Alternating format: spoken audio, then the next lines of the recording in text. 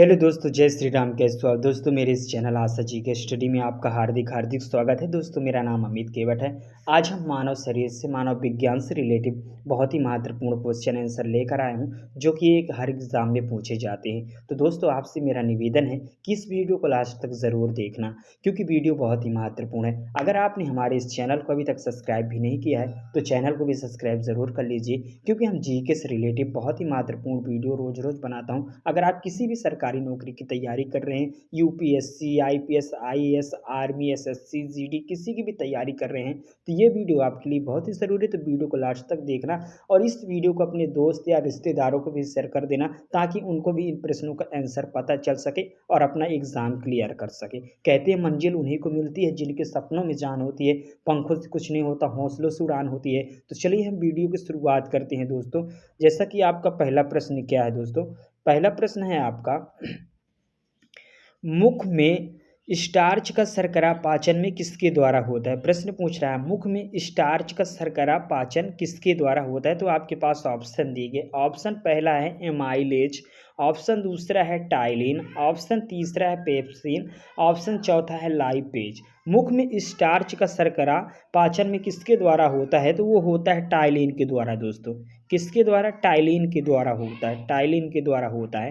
तो पहले प्रश्न का राइट आंसर आपका दूसरा हो जाएगा, दूसरा ऑप्शन आपका राइट आंसर हो जाएगा। ठीक है ना दोस्तों? दोस्तों एक बात और, अगर इस वीडियो के किसी भी प्रश्न का आंसर अगर आप पहले से जान रहे हैं उत्तर, तो हमारी इसी वीडियो के कमेंट में आप ज़रूर बताना, ताकि हमें भी पता चल सके कि आपकी पढ़ाई में कितना दम है और आप में कितना टैलेंट था। दोस्तों हम एक प्रश्न को 1 से 3 बार इसलिए पढ़ता हूँ ताकि वो प्रश्न आपकी समझ में आ सके और जीवन भर न भूले। दूसरों यूट्यूबरों की तरह नहीं कि जैसे एक बार प्रश्न को पढ़ दी, मुख में स्टार्च का शर्करा पाचन किसके द्वारा होता है, उसका राइट आंसर हो गया टाइलिन। अब बोल दी चलिए नेक्स्ट क्वेश्चन करो। दोस्तों ये पढ़ाई है, पढ़ाई हवा में नहीं की जा सकती। ये कोई म्यूजिक और फिल्म नहीं है कि देखने के बाद इससे आपका कोई लेना देना नहीं है। दोस्तों आपको अपनी मंजिल तक जाना, आपको अपना मुकाम हासिल करना है, तो पढ़ाई में थोड़ा समय ज़रूर देना पड़ेगा, क्योंकि आप पढ़ाई कर रहे हैं, आपको अपना मुकाम हासिल करना है, तो हवा में पढ़ाई नहीं की जा सकती। बाकी तो आप इतने समझदार हो दोस्तों, आप हमारी बातों को समझ गए होंगे कि मैं क्या कहना चाहता हूँ। तो इसलिए वीडियो में थोड़ा मैं प्रश्नों को लेट 1 से 3 बार पढ़ता हूँ, तो आप वीडियो को लास्ट तक ज़रूर देखना। आपसे यही निवेदन, यही सारे प्रश्न यूपीएससी एग्जाम में भी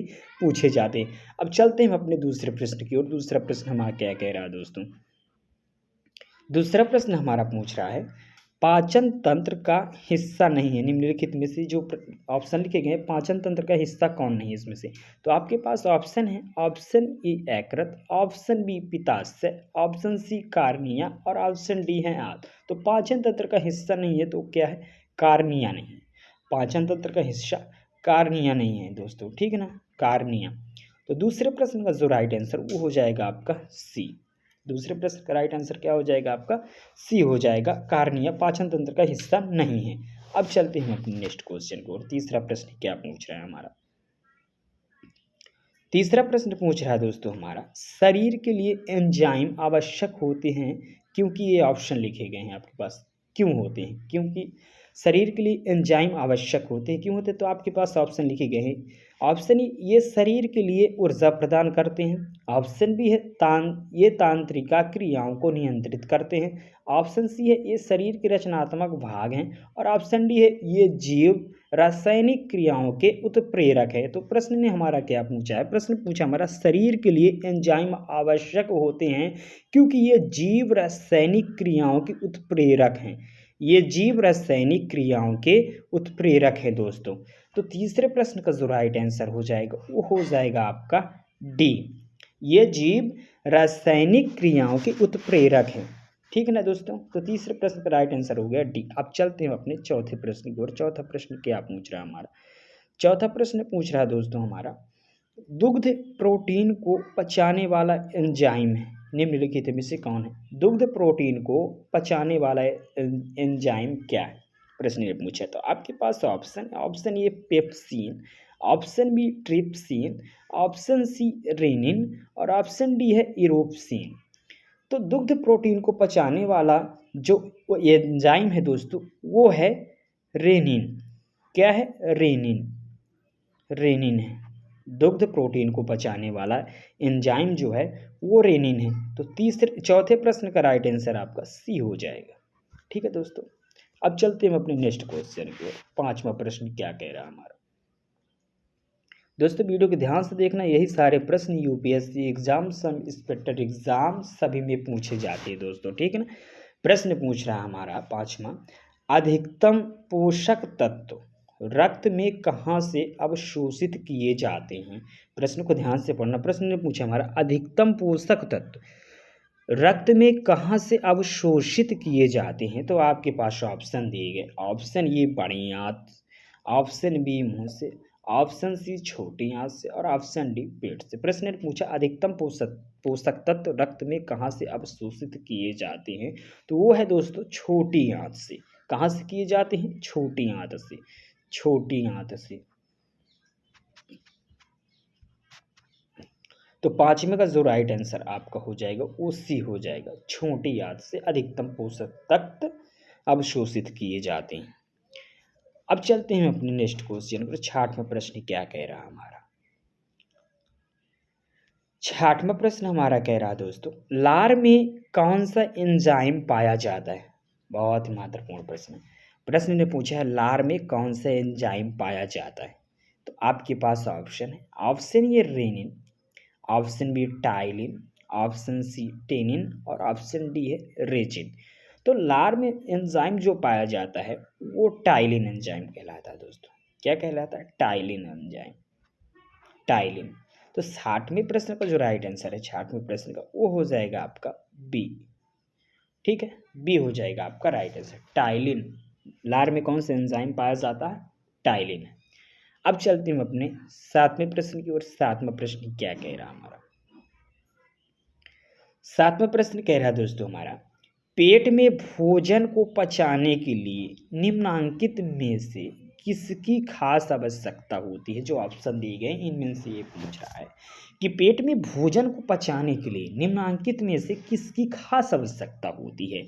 तो आपके पास ऑप्शन है, ऑप्शन ए हवा की, ऑप्शन बी पानी की, ऑप्शन सी एंजाइम की और ऑप्शन डी है खनिज की। तो पेट में जो भोजन को पचाने के लिए खास आवश्यकता होती है तो वो होती है एंजाइम की दोस्तों, एंजाइम की, एंजाइम की खास आवश्यकता होती है। तो 7वें प्रश्न का जो राइट आंसर हो जाएगा वो आपका हो जाएगा सी, सी हो जाएगा आपका करेक्ट आंसर।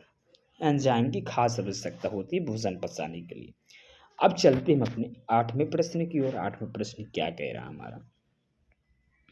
8वां प्रश्न दोस्तों पूछ रहा है आपका, लार किसके पाचन में सहायक होती है। निम्नलिखित जो लिखे गए ऑप्शन पर लार किसके पाचन में सहायक होती है। तो आपके पास ऑप्शन है, option A protein, option B starch, option C fibre और ऑप्शन डी वसा। लार किसके पाचन में सहायक होती है? तो वो होती है दोस्तों स्टार्च। लार किसके पाचन में सहायक होती है? स्टार्च पाचन में सहायक होती है, स्टार्च। 8वें प्रश्न का राइट आंसर हो जाएगा आपका बी, स्टार्च। लार किसके पाचन में सहायक होती है? स्टार्च पाचन में सहायक होती है। अब चलते हैं हम अपने 9वें प्रश्न की ओर। 9वां प्रश्न क्या कह रहा है हमारा? 9वां प्रश्न दोस्तों बहुत ही महत्वपूर्ण प्रश्न है, ध्यान से पढ़ना। 9वां प्रश्न पूछ रहा हमारा, मानव के आमाशय में अम्ल X उत्पन्न होता है जो तो भोजन के पाचन में सहायक करता है। कौन सा अम्ल सहायक करता है यहाँ पर पूछ रहा है। मानव के आमाशय में अम्ल X उत्पन्न होता है जो वो भोजन के पाचन में सहायक करता है। तो आपके पास अम्ल लिखे गए हैं। तो ऑप्शन ए एसिटिक अम्ल, ऑप्शन बी मेथेनोइक अम्ल, ऑप्शन सी हाइड्रोक्लोरिक अम्ल और ऑप्शन डी है सिट्रिक अम्ल। तो मानव के आमाशय में जो अम्ल X उत्पन्न होता है जो भोजन के पाचन में सहायक करता है तो वो है हाइड्रोक्लोरिक अम्ल, हाइड्रोक्लोरिक अम्ल है, हाइड्रोक्लोरिक अम्ल, ठीक है ना दोस्तों। तो 9वें प्रश्न का जो राइट आंसर है वो हो जाएगा आपका सी, सी हो जाएगा आपका राइट आंसर, हाइड्रोक्लोरिक अम्ल। अब चलते हैं हम अपने आखिरी प्रश्न की ओर। 10वां प्रश्न क्या पूछ रहा है हमारा? 10वां प्रश्न दोस्तों पूछ रहा है, मानव शरीर में भोजन का रक्त द्वारा अवशोषण कहाँ सर्वाधिक होता है। मानव शरीर में भोजन का रक्त द्वारा अवशोषण कहाँ सर्वाधिक होता है? आपके पास ऑप्शन नहीं है, कहाँ सर्वाधिक होता है? तो आपके पास ऑप्शन है ए यकृत, ऑप्शन बी अमाशय, ऑप्शन सी छोटी आंत और ऑप्शन डी है बड़ी आंत। तो मानव शरीर में जो भोजन का रक्त द्वारा अवशोषण सर्वाधिक होता है वो होता है छोटी आंत। कहाँ होता है दोस्तों? छोटी आंत से। छोटी आंत। तो 10वें प्रश्न का राइट आंसर हो जाएगा आपका सी। क्या हो जाएगा? सी हो जाएगा आपका राइट आंसर। मानव शरीर में भोजन का रक्त द्वारा अवशोषण कहाँ सर्वाधिक होता है? वो छोटी आंत। दोस्तों आपने हमारी इस वीडियो को यहाँ तक देखा, आपका दिल से धन्यवाद करता हूँ। और दोस्तों ये वीडियो को अपने दोस्तों तक ज़रूर, अपने रिश्तेदारों तक ज़रूर भेज देना, ताकि वो भी इस चीज़ की जानकारी ले सके और अपना एग्ज़ाम आसानी से क्लियर कर सके। दोस्तों वैसे भी आप बहुत समझदार हो, आपको ज़्यादा समझाने की कोई ज़रूरत नहीं है, क्योंकि आप भी पढ़ाई करते हो, मुझे पता है दोस्तों एक एक बूंद से ही घड़ा भरता, आपको पता है। तो आपसे हमारा निवेदन है कि अगर आपने भी हमारा इस चैनल को अभी तक सब्सक्राइब नहीं किया तो चैनल को सब्सक्राइब ज़रूर कर लीजिए, क्योंकि हम जीके से रिलेटिव, हर एग्जाम से रिलेटिव बहुत ही महत्वपूर्ण वीडियो रोज़ बनाता हूँ, तो आप तक वो पहुँच सके। तो ठीक है दोस्तों, आप समझ गए होंगे। चलिए तब तक के लिए जय श्री राम, जय हिंद, वंदे मातरम। मिलता हूँ अगली वीडियो में। भारत माता की जय।